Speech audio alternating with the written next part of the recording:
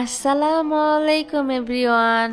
আবারও হাজির হয়ে গেলাম নতুন একটা গল্প নিয়ে, যেখানে দরিদ্র জয়েন্ট ফ্যামিলির এতিম একটা মেয়ে প্রতিনিয়ত তার পরিবারের কাছে অত্যাচারিত হয়, সাথে তার বয়ফ্রেন্ডের কাছেও প্রতারিত হয়। এরই মধ্যে আবার ড্রাঙ্ক অবস্থায় ভুল করে একটা রিচ হ্যান্ডসাম ছেলের সাথে রাত কাটিয়ে ফেলে। তারপর থেকে মেয়েটির জীবনে কি কি ঘটে যায় সেটাই আমরা আজকে এই গল্পের মধ্যে দেখতে পারবো। আর এটা ছিল একটা মিনি ড্রামা, তাই ভিডিওটা ছোট হলেও গল্পটা কিন্তু অসাধারণ। এই কারণে অনুরোধ থাকবে পুরো ভিডিওটা দেখে যেও। আর আমার চ্যানেলটা এখনো সাবস্ক্রাইব করে না থাকলে এখনই সাবস্ক্রাইব করে দিও। তাহলে চলো সবকিছু বাদ দিয়ে এবার গল্পে ডুব দেওয়া যাক। सुन मेरी शहजादी, मैं हूँ तेरा शहजादा, ऐ जाने तमन्ना मेरी, करता हूँ इकरार, सातों जन्म में तेरे साथ हूँगा यार। গল্পের শুরুতেই আমরা আমাদের নায়িকা ইউনকে দেখতে পাই। সে তার বাড়িতে এসে দেখে তার দাদি তার মাকে অনেক বকাবকি করছিল। আসলে ইউনের দাদি প্রায়ই ইউনের মায়ের সাথে এমন খারাপ ব্যবহার করত। তার মেন কারণ হলো ইউনের বাবা নেই, আর তাদের পরিবারটা জয়েন্ট ফ্যামিলি হয় ইউনের দাদিকে সকল ভরণ পোষণের দায়িত্ব পালন করতে হতো। যদিও ইউন একটি কোম্পানিতে জব করে, কিন্তু তবু ইউনের দাদি ইউন আর তার মাকে পরিবারের বোঝাই মনে করত। আজকে তো ইউনের দাদি রেগে গিয়ে ইউনের মাকে একেবারে মারতে চলে যায়। তবে ইউন তার মাকে বাঁচানোর জন্য সামনে চলে আসে এবং সব মার নিজে খায়। তারপর আমরা ইউনকে একটি কোম্পানিতে জব করতে দেখি। ম্যানেজার এসে জানায় কিছুক্ষণের মধ্যেই কোম্পানির প্রেসিডেন্ট এখানে চলে আসবে, তাই সবকিছু যেন ঠিকঠাকই থাকে। সবাইকে কাজে মন দিতে বলে ম্যানেজার চলে যায়। কিছুক্ষণ পর এই কোম্পানির প্রেসিডেন্ট তিয়ানকে আমরা আসতে দেখি, সাথে তার এক সেক্রেটারিও ছিল। তারা সবাই ভিতরে প্রবেশ করে। ওই সময় ইউন বাইরে আসছিল তিয়ানকে ওয়েলকাম করার জন্য, কিন্তু ভুলবশত তার তিয়ানের সাথে ধাক্কা লেগে যায়। এবার তিয়ান তাকে কিছু বলতে যাবে, তার আগেই দেখা যায় ইউন হঠাৎ করে সেন্সলেস হয়ে পড়ে। তবে তিয়ান তাকে ধরে নেয়। সে ইউনের জন্য ডক্টরও ডেকে আনে। তারপর তিয়ান একটি প্রজেক্টের কাজে চলে যায়। একটু পর ইউনকে দেখতে কোম্পানির চেয়ারম্যানও আসে। উনি হচ্ছে তিয়ানের দাদি। ডক্টর জানায় ইউন প্রেগনেন্ট, আর এ বাচ্চাটা ছিল তিয়ানের। আসলে বেশ কিছুদিন আগে একটি হোটেলে তিয়ান আর ইউন ড্রাঙ্ক অবস্থায় থাকার ফলে ভুল করে তারা একসাথে রাত কাটিয়ে ফেলে। সেখানে নিজের ভুল বুঝতে পেরে তিয়ান ইউনকে টাকার অফার করে বলে সবকিছু ভুলে যাওয়ার জন্য। তবে ইউন কোনো টাকা না নিয়ে সেখান থেকে চলে গিয়েছিল। এই বিষয়ে পরবর্তীতে তাদের মধ্যে আর কোনো কথাই হয়নি। আর এখন তিয়ানের দাদি এসব কিছু জেনে গিয়েছে, তাই তিনি তিয়ানকে বলে ইউনকে বিয়ে করে নিতে। কিন্তু সমস্যা হলো তিয়ানের আবার গার্লফ্রেন্ড ছিল, তাই সে অন্য কোনো মেয়েকে বিয়ে করতে চাইছিল না। তবে দাদির জোড়াজুড়িতে শেষ পর্যন্ত তিয়ানকে বিয়ের জন্য রাজি হতে হয়। যাই হোক, এবার ইউনের সেন্স ফিরলে সে তার সামনে তিয়ানের দাদিকে দেখতে পায়। তিয়ানের দাদি ছিল খুবই ভদ্র এবং ভালো মনের একজন মহিলা। তিনি তো ইউনের সাথে খুবই ভালো ব্যবহার করে আর বিভিন্ন প্রশ্ন করতে থাকে। ইউনো সেগুলো খুব সুন্দর করেই উত্তর দেয়। তারপর সে যখন তার কাজে যায় তখন অন্যরা তার ব্যাপারে বিভিন্ন কথা বলতে থাকে। তারা বলাবলি করছিল ইউনের সাথে হাওয়ের পরিবারের কি সম্পর্ক, তাদের বস তিয়ান তার জন্য ডক্টর কেন ডেকে আনলো, এমনকি চেয়ারম্যান নিজে স্বয়ং আসলেন ইউনকে দেখার জন্য। তারা তো এখানে ইউনের নামে এরকম আরো বিভিন্ন কথাবার্তা বলতে থাকে। ঠিক তখনই সেখানে তিয়ান আসে আর ইউনকে সাথে করে নিয়ে তাদের বাসায় চলে যায়। সরি ডিয়ার, একটা বিজ্ঞাপন চালু করতে হবে, তবে তুমি চাইলে কিন্তু বিজ্ঞাপনটা স্ক্রিপ্ট করে মূল ভিডিওতে চলে যেতে পারো। হ্যালো বন্ধুরা, এই ভিডিওটা মিস করবেন না। আপনাদের জানাতে এসেছি এক নতুন এবং মজাদার অনলাইন ক্যাসিনো সম্পর্কে, যার নাম বানজাই ব্যাট। কেন বানজাই ব্যাট আলাদা? লক্ষ লক্ষ মানুষ খেলছে এবং প্রতিদিন প্রচুর নগদ অর্থ জিতছে। 3 লক্ষ প্লাস অ্যাক্টিভ প্লেয়ারও রয়েছে। Aviator, crazy time, funky time, coin flip, sweet bonanza, poker, slots, live casino সবই এখানে রয়েছে। তাড়াতাড়ি ডিপোজিট ও উইথড্র করতে পারেন বিকাশ, নগদ এবং রকেট দিয়ে। 24 ঘন্টা 7 দিন সাপোর্টও পেয়ে যাবেন এবং খুব শীঘ্রই স্পোর্টস গেমও যুক্ত হবে। এখনই নতুন অফারে অংশগ্রহণ করুন। নিচে প্রিন্ট কমেন্টের লিঙ্কে ক্লিক করে সাইন আপ করুন এবং আমার প্রোমো কোড খান012 ব্যবহার করুন। তাহলে প্রথম ডিপোজিটে 100% ওয়েলকাম বোনাস এবং 25,000 টাকা পর্যন্ত বোনাস প্লাস 200 ফ্রি স্পিন পান। এই সুযোগ মিস করবেন না আর নিজেকে ধনী করুন বানজাই ব্যাটের সাথে। ধন্যবাদ। বাসায় আসার পর তিয়ান দাদিকে বলে, তোমার কথা মতো আমি তাকে এখানে নিয়ে এসেছি। এবার দাদি ইউনের কাছে এসে বলে, দেখো যা হয়েছে তা তো এখন আর বদলানো সম্ভব না, তাই আমি তোমার আর তিয়ানের বিয়েটা খুব শীঘ্রই দিয়ে দিতে চাই। আর এখন থেকে তুমি এখানেই থাকবে, কারণ তোমার এখন অনেক টেক কেয়ারের প্রয়োজন। আসলে এতক্ষণ পর্যন্ত ইউন নিজেও জানতো না যে সে প্রেগনেন্ট। এই প্রথমবারই সে জানতে পেরেছে যে সে মা হতে চলেছে। এই খবরটা শুনে সে তো ভীষণ শকড হয়ে যায়। তারপর দাদি ইউনকে রেস্ট নেওয়ার জন্য বলে। তখন তিয়ানের সেক্রেটারিকে ইউনকে রুমে নিয়ে যেতে বলে। যাই হোক, পরের দিন দুপুরে খাবার খাওয়ার সময় সামনে এত এত খাবার দেখে ইউন তো বেশ অবাক হয়। সেক্রেটারি জানায় তিয়ানকে এই সবগুলো খাবার খাওয়ার জন্য অর্ডার করা হয়েছে, তাই সে যেন খাবারগুলো শেষ করে। ইউন বলে সে তো তার বাড়িতে প্রতিদিন খুবই সিম্পল খাবার খেয়ে থাকে, এত খাবার সে কোনোভাবেই খেতে পারবে না। তাছাড়া সে তো এত খাবার একসাথে কখনো চোখেও দেখেনি। তারপর ইউন তিয়ানের কথা জিজ্ঞাসা করলে সেক্রেটারি জানায় তিয়ান রাতে বাড়ি ফিরবে, কিন্তু দেখা যায় ওই সময় তিয়ান বাড়ি চলে এসেছিল। সে ইউনের সাথে বসেই খাবার খেতে থাকে। এখানে এসে তো ইউন কি কি খাবার খাচ্ছে কি খাচ্ছে না সেদিকেও তিয়ান খেয়াল রাখে। এমনকি ইউনকে স্যুপ খেতে বলে, কিন্তু ইউন মানা করতে থাকে। তখন তিয়ান তো অনেক সুন্দর করে নিজেই তাকে স্যুপ খাইয়ে দিতে থাকে। তখন ইউন বলে তিয়ান তার এত কেয়ার না করলেও চলবে। তিয়ান বলে সে এসব কিছু তার বেবির জন্যই করছে, সে তো শুধুমাত্র দায়িত্ব পালন করছে। যাই হোক, বিকেলবেলা আবার ডক্টর আসে ইউনকে চেক আপ করার জন্য। ইউন এবং তার বেবি দুজনই ঠিক ছিল। ডক্টর তিয়ানকে বলে সে কি তার বেবির উপস্থিতি অনুভব করতে চায়, যদি চায় তাহলে সে যেন ইউনের কাছে এসে বসে। তিয়ান তো ডক্টরের কথা মতোই কাজ করে এবং প্রথমবারের মতো তার বাচ্চার অস্তিত্ব অনুভব করে। এখানে তিয়ানের মধ্যে তখন একটা অদ্ভুত অনুভূতির সৃষ্টি হয়। তারপর দেখা যায় তিয়ানের দাদি ইউনকে বলছিল আগামীকাল তিনি ইউনের বাসায় যাবেন ইউন আর তিয়ানের বিয়ের প্রস্তাব নিয়ে। তখন ইউন বলে সে আগে বাসায় গিয়ে তার পরিবারের সাথে এই বিষয় নিয়ে কথা বলতে চায়। দাদিও তার কথায় রাজি হয়। তিনি ইউনের সাথে তিয়ানের সেক্রেটারিকেও পাঠানোর ব্যবস্থা করে। পরের দিন ইউনার সেক্রেটারিকে ইউনদের বাসায় দেখা যায়। সেক্রেটারি ইউনের দাদিকে কিছু গিফট দিয়ে বলে এগুলো হাউ পরিবারের তরফ থেকে আপনার জন্য পাঠানো হয়েছে। ইউনের দাদি তো ইতিমধ্যে সবকিছু জেনে গিয়েছিল। সেই ইউনকে বিভিন্ন উল্টাপাল্টা কথা বলতে শুরু করে দেয়। এসব দেখে সেক্রেটারি তো তখন তিয়ানকে কল করে। তিয়ান ফোনের অপর প্রান্ত থেকে ইউনের দাদির সমস্ত কথাই শুনে নেয়। এখানে ইউনের দাদি বলছিল কিছুক্ষণের মধ্যে স্নোকে দেখার জন্য পাত্রপক্ষ আসবে। ইউন বা তার মা যেন তাদের সামনে কোনো উল্টাপাল্টা আচরণ না করে। যদি তারা এরকম কিছু করে তাহলে সে তাদেরকে ঘাড় ধাক্কা দিয়ে এ বাড়ি থেকে বের করে দিবে। তখনই সেখানে স্নো আসে। এই স্নো হচ্ছে ইউনের কাজিন। এখানে এসে স্নো তো ইউনকে বলে তোর মতো মেয়ের চয়েস কেমন তা আমার ভালো করেই জানা আছে। নিশ্চয় নিজের জন্য কোনো টাকলা বুড়ো লোককে পছন্দ করেছিস। আমার বয়ফ্রেন্ড তো অনেক হ্যান্ডসাম এবং ধনী। এসব কথা শুনে তিয়ানের তো অনেক রাগ হয়। সে কাউকে ফোন করে কিছু একটা ব্যবস্থা করার কথা বলে। এদিকে দেখা যায় স্নোর বয়ফ্রেন্ড এবং তার মা স্নোর জন্য বিয়ের প্রস্তাব নিয়ে এসেছিল আর সাথে করে নিয়ে এসেছিল 30,000 টাকা। টাকা দেখে দাদি তো তাদের অনেক আপ্যায়ন করতে থাকে। তখন গ্রামের হেড এসে বলে আপনার নাতনি তো অনেক ভাগ্যবতী, কত ভালো একটা জামাই পেয়েছে। দাদি মনে করে তিনি স্নোর বয়ফ্রেন্ডের কথাই বলছে।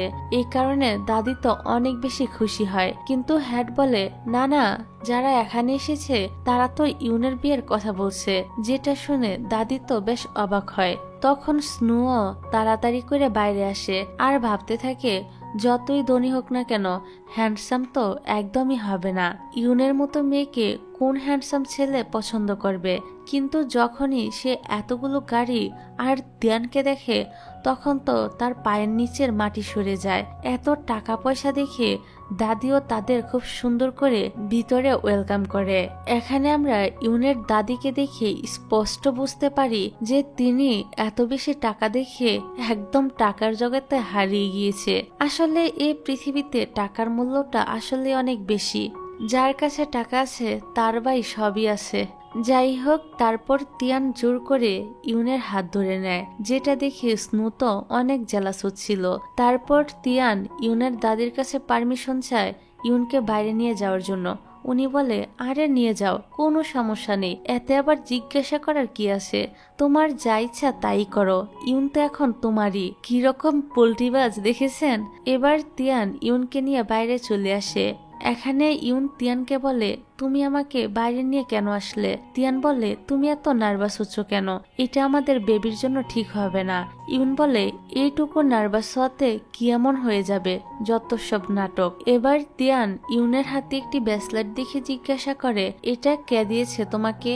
ইউন বলে যেই দিয়ে থাক না কেন তাতে তোমার কি, এ নিয়ে তোমাকে বেশি ভাবতে হবে না। তিয়ান বলে অবশ্যই ভাবতে হবে, ভুলে যেও না তুমি কিন্তু আমার ওয়াইফ হতে চলেছ। তো দেখতে দেখতে তিয়ান আর ইউনের বিয়ের দিনও চলে আসে। কিন্তু ইউন এই বিয়েতে একদমই খুশি ছিল না। কিন্তু অন্যদিকে তিয়ানকে দেখা যায় সে অনেক খুশি খুশি বিয়ের জন্য রেডি হচ্ছিল। তখনই দেখা যায় তিয়ানের গার্লফ্রেন্ড শিয়া আবার সেই বিয়ের অনুষ্ঠানে চলে আসে। সে এসেই তো ইয়নকে কষিয়ে একটা থাপ্পড় মেরে দেয় আর বলতে থাকে তোমার সাহস হয় কি করে আমার বয়ফ্রেন্ডকে বিয়ে করার? ইউন বলে তুমিই তো সেদিন আমাকে ভুল করে রুমের কার্ড দিয়ে দিয়েছিলে। আসলে এই শিয়া মেয়েটি তেমন সুবিধার না, তার সাথে ইউনের বয়ফ্রেন্ডের অ্যাফেয়ার চলছিল। একসাথে সময় কাটানোর জন্য ওরা ওই দিন ইউনকে ড্রিঙ্কস করিয়ে মাতাল করে রেখেছিল আর তিয়ানের রুমের কার্ড দিয়ে দিয়েছিল। এখন এই শিয়া ধনী পরিবারের ছেলে তিয়ানকেও হাতছাড়া করতে চাইছিল না। সে নাটক করে বলতে থাকে ওই দিন আমি মাতাল ছিলাম, তো এই জন্যই হয়তো ভুল করে তোমাকে ওই রুমের কার্ড দিয়ে দিয়েছিলাম। কিন্তু দেখো তুমি কতটা সেলফিশ যে আমার বয়ফ্রেন্ডকে ছিনিয়ে নিচ্ছ, সেই রাতে তোমার বয়ফ্রেন্ডকেও ধোকা দিয়েছ। এখন সবকিছু আবারও আগের মতো ঠিক করার একটাই রাস্তা আছে। ইউন বলে সেটা কি? শিয়া বলে তুমি এখনই এখান থেকে পালিয়ে যাও। ইউন তো তার কথার জালে ফেসে যায়, তার কাছে মনে হয় শিয়া তো ঠিকই বলেছে, এই জন্য ইউন এখান থেকে পালিয়ে যেতে শুরু করে। কিন্তু গার্ডেরা তাকে ধরে ফেলে। তখন সেখানে ইউনের বয়ফ্রেন্ড চ্যানও চলে আসে। ইউন তো তাকে দেখে অনেক খুশি হয়, সে দৌড়ে তার কাছে যায়। আসলে তাকে এখানে তিয়ানি ডেকেছিল। তিয়ানি সে চ্যানকে বলে ইউনকে ছাড়তে তুমি কত টাকা নিবে? চ্যান বলে আপনি কি পাগল হয়ে গিয়েছেন?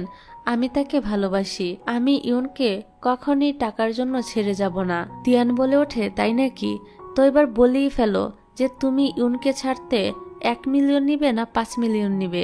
এত টাকা দেখে তো চ্যান ভাবনায় পড়ে যায়। তিয়ান বলে কি হলো, তুমি কিছু বলছো না কেন? এত টাকা দেখে তো চ্যানের রংটাই বদলে যায়। সে সব টাকাগুলো গুছিয়ে নিতে থাকে আর বলতে থাকে এখন সে অনেক ধনী। ইউন তো তার বয়ফ্রেন্ডের এমন কাণ্ড কারখানা দেখে কান্না করতে করতে বলে তুমি এসব কি বলছো?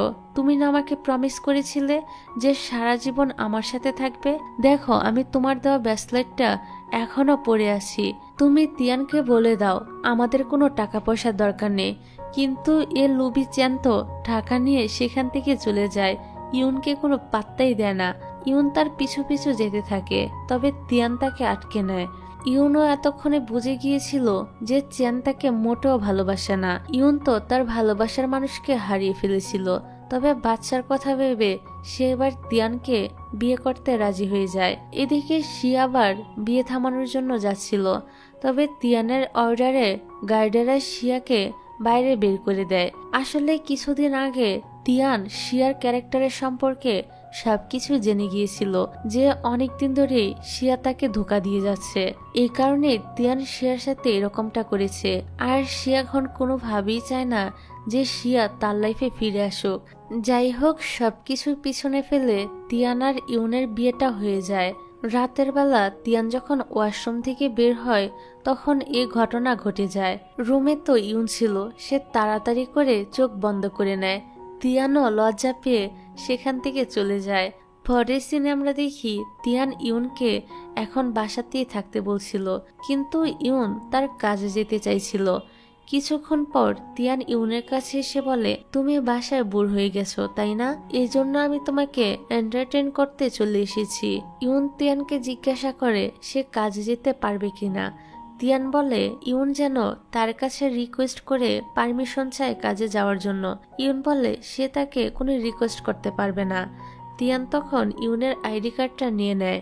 এবার ইউন তো তার কাছ থেকে বারবার সেটা নেওয়ার চেষ্টা করে, আর এটা করতে গিয়ে সে তিয়ানের উপরেই পড়ে যায়। ফলে এখানে তো একটা রোমান্টিক সিচুয়েশন ক্রিয়েট হয়ে যায়। তবে তারা দুজনে অনেকটাই নার্ভাস হয়ে পড়ে।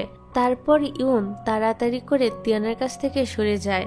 এরকম একটি অকওয়ার্ড পরিস্থিতিতে পড়ে ইউন আর তিয়ানের দিকে তাকাতেই পারছিল না। তিয়ান তখন ইচ্ছে করে ইউনের পাশে এসে বসে। ইউন যতবারই দূরে সরে বসছিল, তিয়ানও তত বেশি ইউনের কাছাকাছি গিয়ে বসছিল। এতে করে ইউন তো ভীষণ লজ্জা পাচ্ছিল।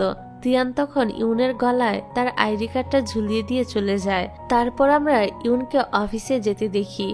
অফিসের সবাই ইউনকে নিয়ে কথা বলছিল। ইউন সেদিকে পাত্তা না দিয়ে ভিতরে চলে যায়। তারপর দেখা যায় তিয়ান ইউনকে তার অ্যাসিস্ট্যান্ট বানিয়ে নেয়, সেই সাথে অনেকগুলো ফাইল দেয় কাজ কমপ্লিট করার জন্য। তিয়ানের সেক্রেটারি কফি নিয়ে আসলে তিয়ান বলে ইউনের এখন কফি খাওয়া উচিত না, এটি বাচ্চার স্বাস্থ্যের জন্য ক্ষতিকর হতে পারে। এরপর থেকে তো তিয়ানকে এই সকল ছোট ছোট বিষয়ের প্রতি খেয়াল রাখতে দেখে ইউনের বেশ ভালোই লাগে। তারপর ইউনের ফাইলগুলো তিয়ান চেক করে বলে, তুমি তো কাজগুলো অনেক সুন্দর করে কমপ্লিট করেছো। তারপর সে ইউনের অনেকটা কাছাকাছি এসে বলে, তুমি আর কি কি করতে পারো বলো তো? তিয়ানকে এতটা কাছাকাছি আসতে দেখে ইউনের হার্টবিট তো অনেক বেড়ে যায়। কিন্তু তখনই কাবাবের হাড্ডি হয়ে সেক্রেটারি তাদের মাঝখানে চলে আসে। ফলে তিয়ান লজ্জা পেয়ে সেখান থেকে চলে যায়। এদিকে অফিসের এক এমপ্লয়িও তিয়ানকে পছন্দ করত। এই কারণে সে তো ইউনকে নিয়ে অনেক আজেবাজে কথা বলে অপমান করতে থাকে। তখন সেক্রেটারি এসে ইউনকে বাঁচিয়ে নেয়। পরের সিনে দেখা যায় তিয়ান ইউনকে নিয়ে একটি মিটিং এ যায়। ইউন ভীষণ নার্ভাস ছিল। সেক্রেটারি তাকে এত টেনশন করতে নিষেধ করে। তাছাড়া তিয়ান তো তার সাথেই থাকবে। সবাই যখন ড্রিঙ্কস করছিল তখন তিয়ান ইউনকে থামিয়ে দেয় এবং তাকে জুস খেতে বলে, যেটাতে মনে মনে ইউন অনেক খুশি হয়। মিটিং শেষে সে মেয়েটি আবারও ইউনকে সবার সামনে অপমান করতে শুরু করে। ইউন এসব ইগনোর করে চলে যাচ্ছিল, কিন্তু মেয়েটি তাকে থামিয়ে একটি থাপ্পড় মারতে যায়। তখনই তিয়ান এসে মেয়েটির হাত ধরে ফেলে আর বলে, তোমার এত বড় সাহস হয় কি করে তুমি আমার ওয়াইফের গায়ে হাত তোলো? এই সিন দেখে আমিও ভাবতে থাকি, আসলে মেয়েটার কলজা কত বড় যে তার বসের ওয়াইফের গায়ে হাত তোলার সাহস করে। যাক, তিয়ান এবার ইউনকে নিয়ে এখান থেকে চলে যায় আর সেক্রেটারিকে অর্ডার করে এই মেয়েটিকে অফিস থেকে ফায়ার করে দেওয়ার অর্ডার করে। আমিও কিন্তু এই ভয়টাই পাচ্ছিলাম। এদিকে ইউন তিয়ানকে সরি বলে, কারণ তার জন্যই এত সমস্যা হচ্ছিল। সেই সাথে ইউনের আরো মনে হচ্ছিল শুধুমাত্র বাচ্চার জন্যই হয়তো তিয়ান তার এত কেয়ার করছে। ইউনের এসব কথা শুনে তিয়ান তো ভাবতে থাকে ইউন কত বড় স্টুপিড।